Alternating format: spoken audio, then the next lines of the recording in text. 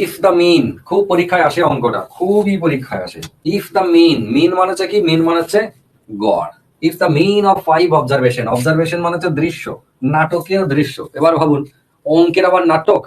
If the mean of 5 observation x, x plus 2, x plus 4, x plus 6 and x plus 8, এইটা পাঁচটা যে observation, observation মানে অঙ্কের ক্ষেত্রে কি, অঙ্কের ক্ষেত্রে হচ্ছে এক একটা রাশিকে অবজারভেশন বলে, মানে এক একটা সংখ্যাকে।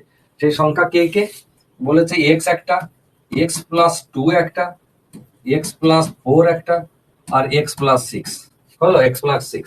আরেকজন আছে, সেটা হচ্ছে এক্স প্লাস 8। এদের গড় কত? এদের গড় হচ্ছে 11। আপনি বলুন তো, আপনার হিসেবে, আপনার মতে এদের গড় কোনটা হওয়ার কথা? তখন বলবেন যে স্যার এটা তো প্রত্যেকটা 2 2 করে বেড়েছে, মানে এদের নাম্বারের গ্যাপ একই, তাহলে এদের যে মাঝখানে আছে সেই হবে আমাদের এভারেজ।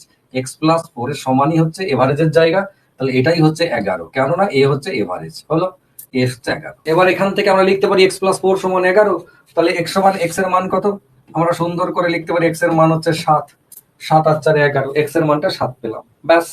যেই আমরা এক্স এর মানটা 7 পেলাম, অমনি আমরা ভাবতে পারি এই বাবা জীবন 7, এ 9, এ 11, এ 13, এ হচ্ছে 15।